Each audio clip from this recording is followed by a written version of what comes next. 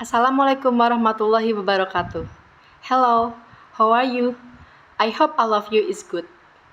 Each year, it is estimated that over 100 million animals are born, passionate, abused in laboratory as animal testing.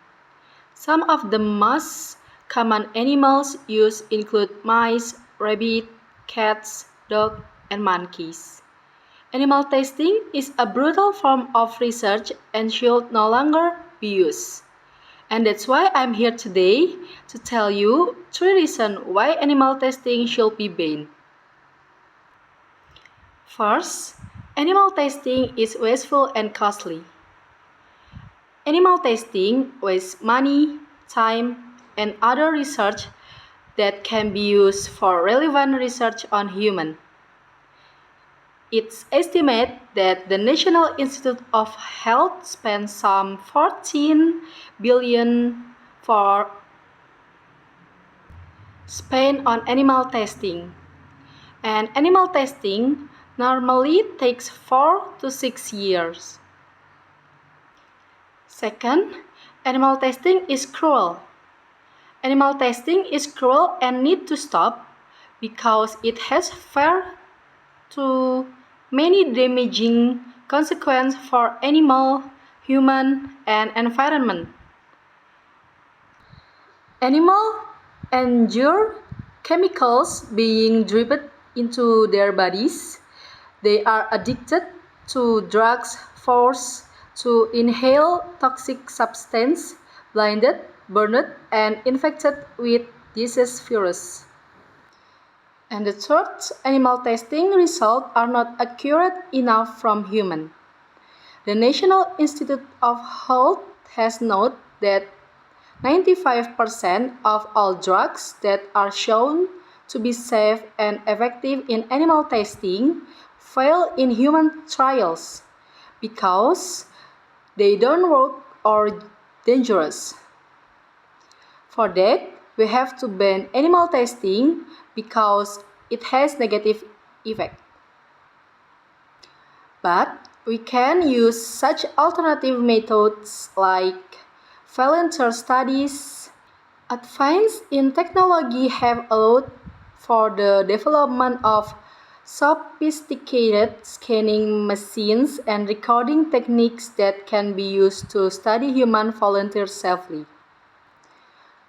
An innovative technique called microdosing can also be used in volunteers to measure how very small doses of potential new drugs behave in the human body.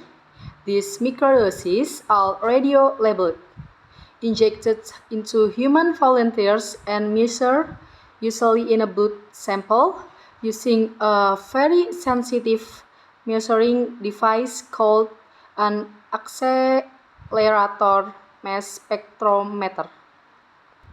This study can help replace animal tests and come with the obvious advantage that people are able to explain how they are feeling. And then we can use computer models.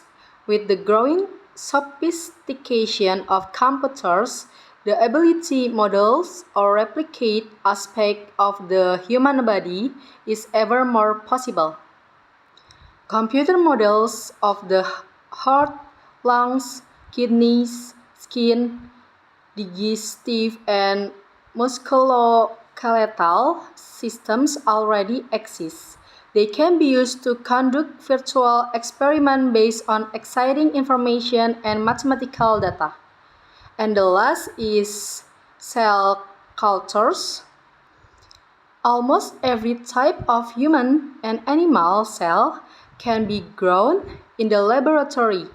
Scientists have even managed to coax cells to grow into 3D structures, such as miniature human organs, which can provide a more realistic way to test new therapies. Human cells have been used to create innovative little devices called organ on chips. This can be used instead of animals to study biological and disease processes, as well as drug metabolism. Devices have already been produced that accurately mimic the lung, heart, kidney, and gut. The ultimate goal is to use these chips to create a whole human on a chip. Cell cultures have been central to key development in areas such as cancer, sepsis, kidney disease, and AIDS, and are routinely used in chemical safety testing, vaccine production, and drug development. I think that's all enough from me. Thank you for your attention. Wassalamualaikum warahmatullahi wabarakatuh.